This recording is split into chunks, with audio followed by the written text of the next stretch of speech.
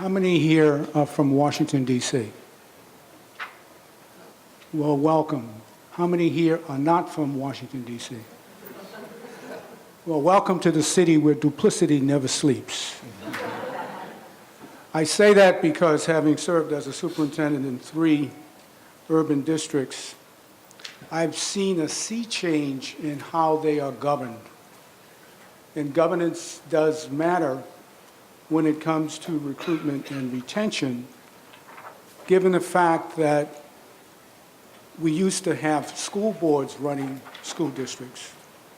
And one could argue, depending upon the number of the school board members, a majority was defined as how you get quality education.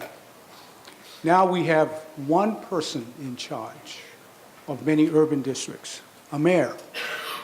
And I wonder whether or not that time has passed as to whether we need to have just one person in charge of school districts.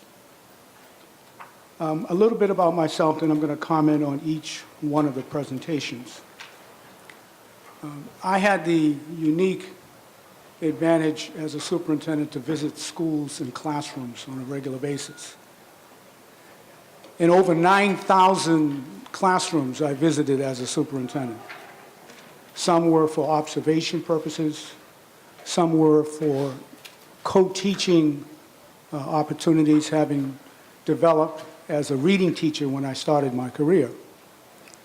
And thirdly, sometimes it was just a way to affirm that teaching is much to do about everything, particularly within school effects.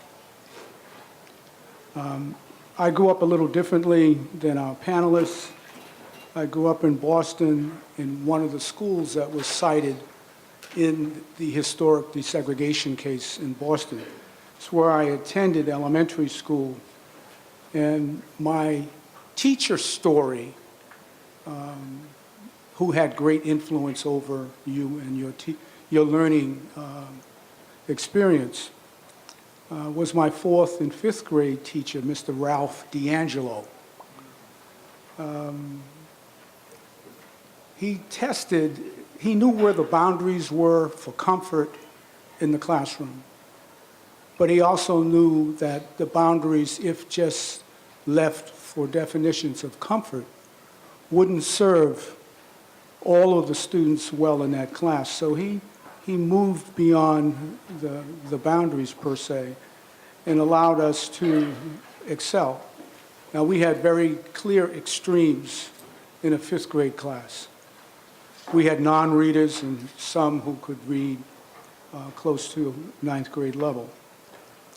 Well, he became a principal and I became a district superintendent in Boston, and I was his boss, so to speak.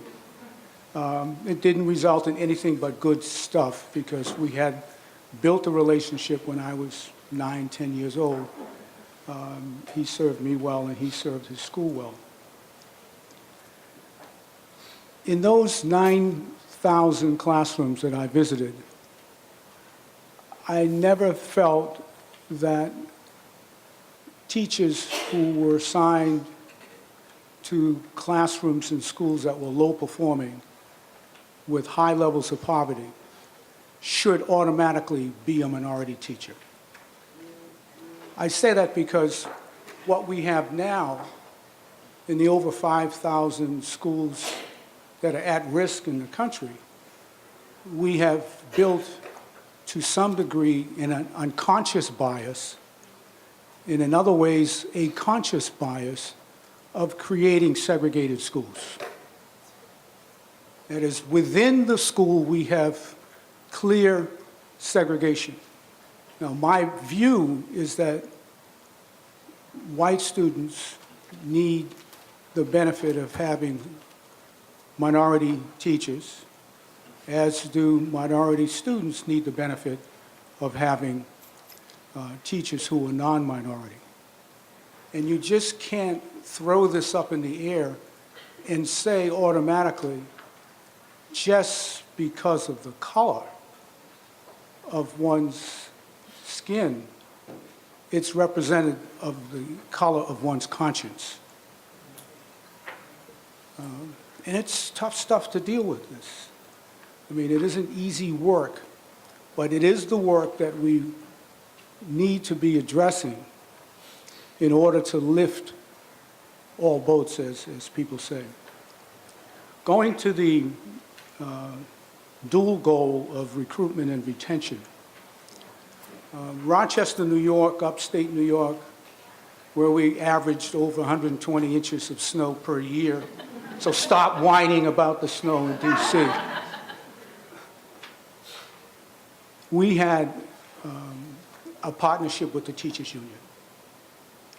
And we used collaboration not as a belief, but as a practice.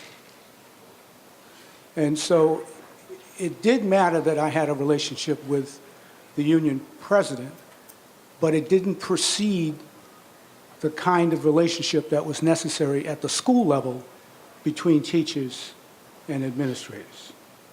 If my relationship was good with Dr. Adam Ubansky, good meaning good for kids and good for the community and good for staff, it really didn't matter if we had poor, souring relationships at the school level. So we set forth a continuation of a recruitment and retention and development model that allowed us, at the very end of my tenure there, 7 years there, that 86% of the teachers after 5 years were retained. And going inside the data, there were no appreciable differences between teachers who were minority and teachers who were recruited and retained that were non-minority. We did that because it cost us about $4,000 per year to develop a teacher. And the suburban communities were just cherry picking. We were losing our highly talented teachers. So we crafted, Richard, a way by which we had release time for teachers to serve as mentors. Release time, at least half of their workday, they would serve as mentors to teachers who were still in the 0 to 5 experience range. We didn't think 3 years of mentoring was sufficient. We stretched it to a 5-year point of view. So we had about 600 teachers, new teachers, and about 200 mentors. And the assignment of those mentors and teachers, again, was a way to not get caught by virtue of having a segregated school district. Just, we have those conditions based on income and income inequalities, but we didn't need to exacerbate the problem by having all of our minority teachers teach in neighborhoods that were just minority and poor. I wanted to talk some about Richard's point. He identified about 4 factors that are related to teacher attrition. He talked about administration, I think it was 81%, Richard? Yes. And then we had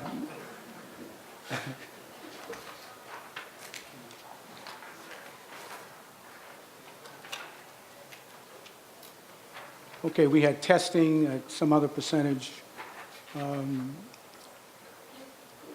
We had 2 other big factors that came up, and I can't remember what they were.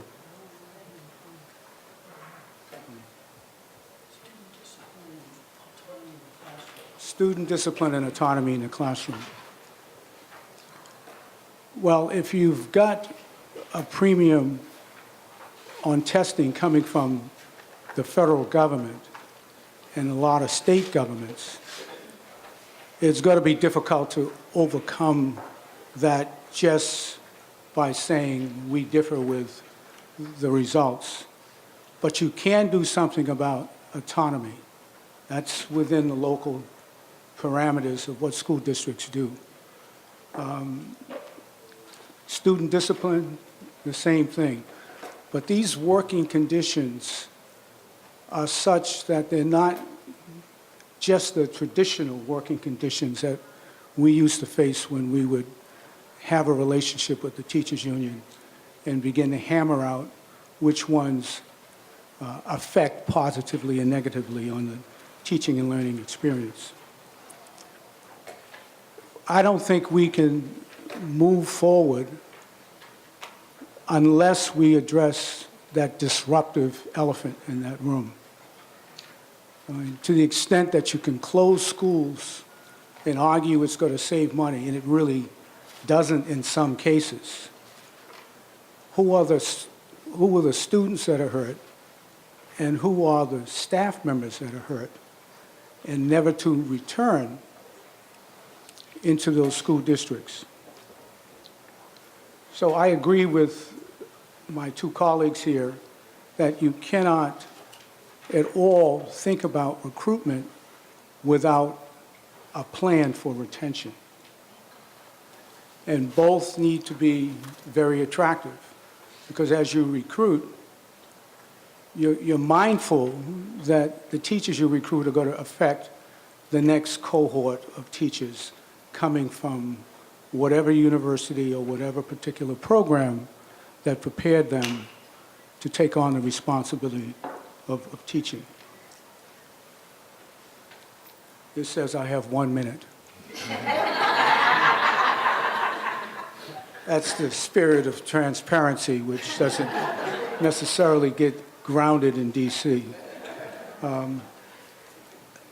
Let me just close by thanking the audience for coming to this session, because there are some real hard issues that need to be uncovered first, well before you begin to address them. But to the extent that we normalize their invisibility, it's going to cost us both in the short run and in the long run. Thank you.